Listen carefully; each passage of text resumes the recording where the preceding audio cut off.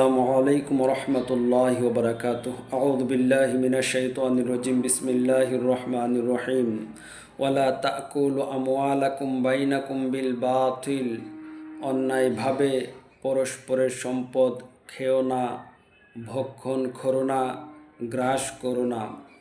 আল্লাহ অন্যায়ভাবে অন্যের সম্পদ নিজের করে নেওয়ার কথা নিষেধ করেছেন, হারাম করে দিয়েছেন। এখন বর্তমান যুগে দেখা যায় ভাই ভাই দ্বন্দ্ব, ভাই ভাই মারামারি, ভাই ভাইকে খুন করে ফেলছে এই সম্পত্তির জন্য, এই অর্থের জন্য। আল্লাহ বলেন ওয়ালা তাকুলু আমওয়ালাকুম বাইনাকুম বিল বাতিল, অন্যায়ভাবে তোমরা পরস্পরের সম্পদ খেও না, ভক্ষণ করো না, গ্রাস করো না। মিডিয়াতে কয়েকদিন আগে একটা ঘটনা দেখেন নাই, যে নিজের ভাইয়ের দুই চোখ তুলে নিয়েছে নিজের আপন ভাইয়েরা। এটা কত বড় জুলুম এই সম্পত্তির জন্য, এই অর্থের জন্য। কেন আমরা এত পাষাণ হব? কেন আমরা হিংস্র প্রাণীর মতো আচরণ করব এই অর্থের জন্য? এই দুনিয়া তো কয়েক দিনের দুনিয়া। এই দুনিয়া ছেড়ে কবরে যেতে হবে, কবরের চিন্তা করতে হবে। হকুল্লাহ, আল্লাহর হক যদি আপনি নষ্ট করেন, আল্লাহ আপনাকে ক্ষমা করে দিবেন। যদি আপনি বান্দার হক নষ্ট করেন, ওই বান্দা যতক্ষণ পর্যন্ত আপনাকে ক্ষমা না করবেন, ততক্ষণ পর্যন্ত আল্লাহ আপনাকে ক্ষমা করবেন না। অন্যের সম্পদ আজকে আপনি নিলেন, পরকালে যাওয়ার পরে ওই সম্পদ আপনার গলায় ঝুলিয়ে দেওয়া হবে, আপনার মাথায় দেওয়া হবে। আপনি ওই সম্পদের পাপ বহন করতে হবে। এই জন্য আমরা আশরাফুল মাখলুকাত, সৃষ্টির সেরা জীব, অন্যায়ভাবে আমরা কাহারও সম্পদ নিব না। আল্লাহ তো নিষেধ করে দিয়েছেন ওয়ালা তাকুলু আমওয়ালাকুম বাইনাকুম বিল বাতিল, অন্যায়ভাবে তোমরা পরস্পরের সম্পদ খেও না, ভক্ষণ করো না, গ্রাস করো না। ওইটা থেকে আমাদেরকে বিরত থাকতে হবে। ওয়াতুদুলু বিহা ইলাল হুকাম, এবং তা নিয়ে তোমরা বিচারকের কাছে যেও না। বিচারককে গিয়ে তোমরা ঘুষ দিও না, উপঢৌকন দিও না, টাকা দিও না। বিচারককে তোমার দলে এনো না, কারণ তুমি জানো ওই সম্পদটা তোমার নয়। তুমি কেন ওই সম্পদের দাবিদার হতে চাইবা? ওইটা তো তুমি কোশ্চিন কালও করতে পারো না। যা তোমার না, কেন তুমি দাবি করবা? এটা তো কোনো প্রশ্নই আসে না। এই জন্য আল্লাহ বলেন ওয়াতুদুলু বিহা ইলাল হুকাম, ওয়াতুদুলু বিহা ইলাল হুকাম, এবং বিচারকের কাছে তুমি যেও না। বিচারককে ঘুষ দিও না, উপঢৌকন দিও না।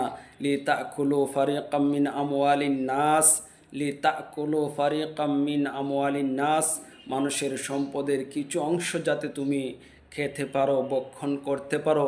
বিল ইসমি, অন্যায়ভাবে, বিল ইসমি, অন্যায়ভাবে সম্পত্তি গ্রাস করার জন্য, মানুষের সম্পদের কিছু অংশ তোমার করে নেওয়ার জন্য বিচারকের কাছে যেও না। বিচারককে ঘুষ দিও না, উপঢৌকন দিও না, অর্থ দিও না। ওয়াংতুম তাআলামুন, অথচ তোমরা জানো ওই সম্পত্তিটা আমার না, ওই সম্পত্তিটা আমার না, ওই সম্পত্তিটা তার। কেন তুমি দাবি করবা? 1 ইঞ্চি, 1 বিন্দু পরিমাণ, 1 চুল পরিমাণ, জাররা পরিমাণ অন্যের সম্পদ যদি আপনি নিতে চান, আপনার করে নেন। হাসরের ময়দানে পাই টু পাই হিসাব দিতে হবে, জাররা জাররা করে হিসাব দিতে হবে, চুল পরিমাণ সম্পদেরও হিসাব দিতে হবে। আল্লাহ আপনাকে ছাড় দিবেন না। আপনি অন্যের হক আদায় করেছেন, অন্যের হক মেরেছেন, আল্লাহ আপনাকে গ্রেফতার করে নেবে। এখন বর্তমানে দেখা যায় জায়গা সম্পত্তি নিয়ে, ব্যবসা বাণিজ্য নিয়ে, বিভিন্ন ঝামেলা নিয়ে কোর্টের মধ্যে অধিকাংশ মামলাই হচ্ছে এই অর্থ সম্পদ নিয়ে, জায়গা সম্পদ নিয়ে। যে মালিক সেও মামলা করেছে, যে মালিক না সেও মামলা করেছে। যে মালিক না সে একটু চালাক বুদ্ধিমান, সে নিজেকে অনেক জ্ঞানী মনে করে যে আমি মামলা করে ওই সম্পত্তিটা আমার করে নিতে পারলে আমি অনেক লাভবান হব। না, আপনি ক্ষতিগ্রস্ত হয়েছেন, আপনার লস হয়েছে। আপনি এই দুনিয়াতে হয়তো বা সামান্য সম্পদের জন্য আপনার ঈমান বিক্রি করে দিয়েছেন, আপনার নৈতিকতা বিক্রি করে দিয়েছেন। পরকালে কিন্তু আপনি বিশাল ক্ষতিগ্রস্ত হবেন। তার সম্পদ তাকে বুঝিয়ে দিতে হবে, তার সম্পদ তাকে বুঝিয়ে দিতে হবে, কারণ সে ওইটার মালিক। ইহকালে আপনি জিতে গেলেন, পরকালে আপনি হেরে গেলেন। পরকালের দুনিয়াটা হচ্ছে চিরস্থায়ী দুনিয়া। ওই দুনিয়ার কথা চিন্তা করে আপনি কাহারও সম্পদ নিজের করে নেওয়ার জন্য কল্পনাও করতে পারেন না।